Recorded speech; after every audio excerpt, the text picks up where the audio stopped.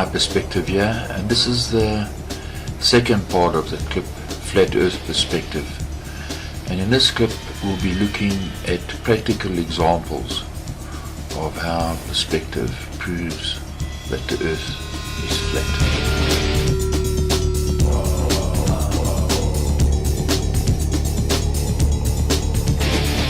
So some people will say that the horizon is not always at eye level. For example, this image, the horizon is by the ankles. So remember that the horizon line could be at the level of the photographer or at your eye level.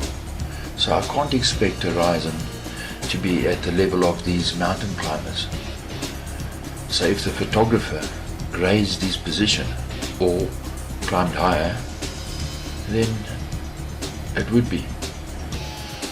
So it depends on where the photographer is when he took the image. He might have been below them or above them when he took the photograph. So here we have two images. The horizon is at the same level for the photographer, and some people are above the horizon and some people are below the horizon. So the horizon level, the horizon line, is always at your viewer eye level. So in Flat Earth Perspective Part 1, we looked at how, from your perspective, that angles, objects on the horizon, no matter how far they are or how close they are always 100% vertical. And now we're going to look at some practical examples how this is true.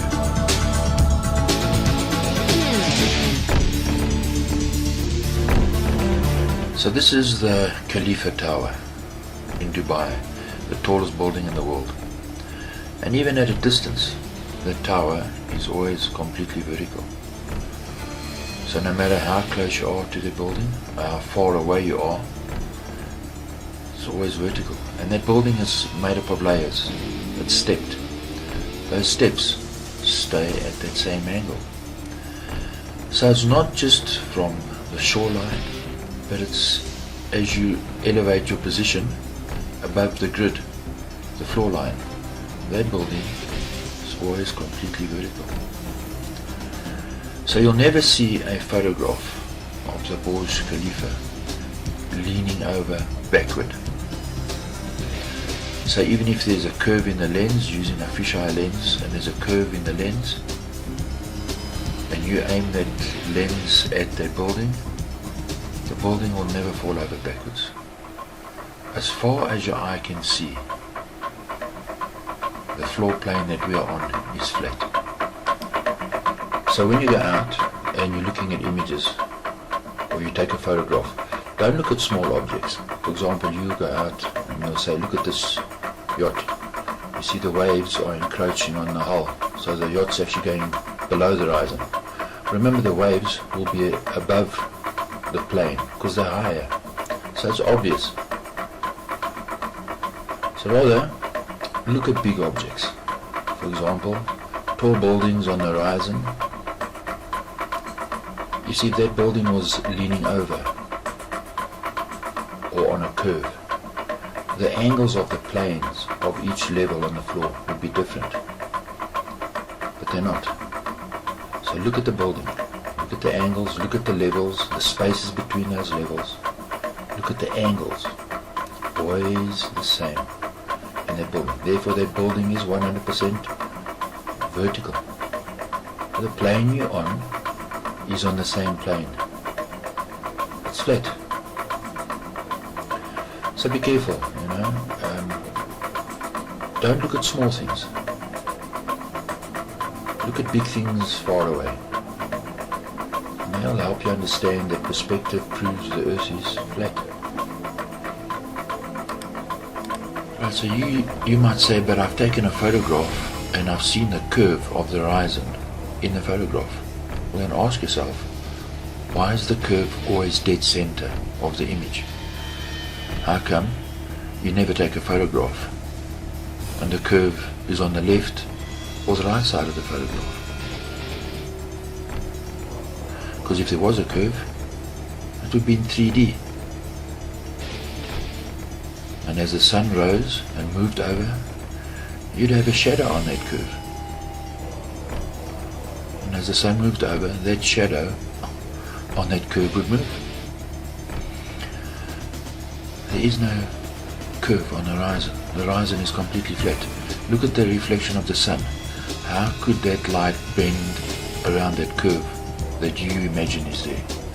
You see, we've been taught that the earth is a ball, but visually the opposite is true. There is no curve. The earth is 100% flat. Look at the reflection of the water. Look at the horizon. This tells us the earth is flat. Right, so let's look at this deeper. You go down to the ocean, you set up your tripod 100% vertical. You level it up. And as you turn around you take images of the horizon 360 degrees around you. The horizon lines up. Because the ocean, the water, is flat. This is only possible on a level surface. Your tripod is level and the images are level. This proves the earth is flat. Right, so now we're going to elevate our position. We climb onto a high mountain. We set up our tripod 100% level. That means the horizon would be below you. So for you to line up the horizon in your image, you'd have to point the camera down. And then as you rotate it 360 degrees around you, well, you'd be pointing your camera in the sky. It would be impossible for you to take a panorama with a leveled tripod 360 degrees around you. So even from your elevated position on a high mountain, the horizon is still at your eye level. Proves the earth is flat. And you elevate your position even higher on a balloon. The horizon is still at your eye level. The buildings underneath you always vertical to your perspective.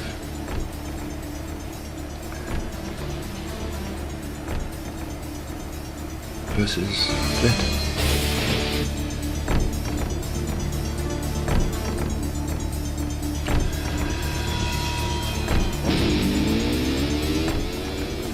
You go into a valley, you drop your perspective, no matter what your perspective is, the mountains and the clouds far away don't change their angle. They maintain their angle around you.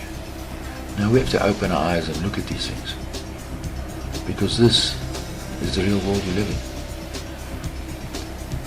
So we've been taught that the earth is a ball, but our perspective and our senses tell us that the mountains stay the same angle. The clouds, as we drop down, we climb down a mountain, waterfalls fall at the same angle. Clouds at the same angle. Cliff faces stay the same. And if we were to drop our eyesight down and look down into valleys, the perspective stays the same. Right, so let's put this into a practical example. In the Indian Ocean, on the Marescreen Plateau, there are two islands. Island on your right is the island of Mauritius, and on the left is the island of Reunion. The distance between the two is 230 kilometers. Now the locals on the island of Mauritius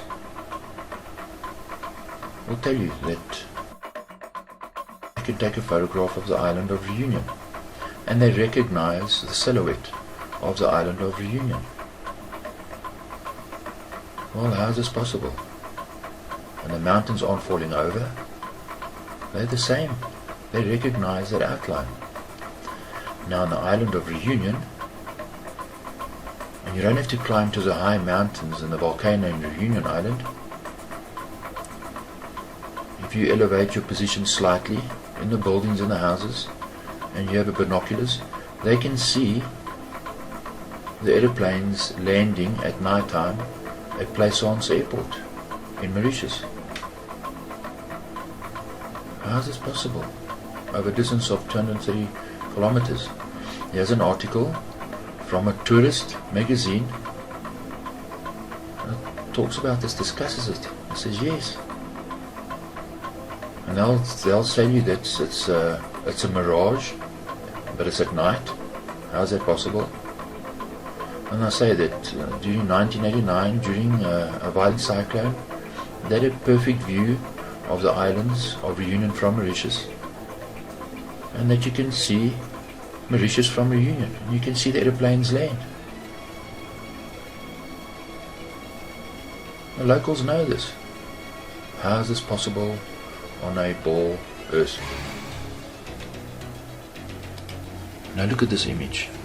I want you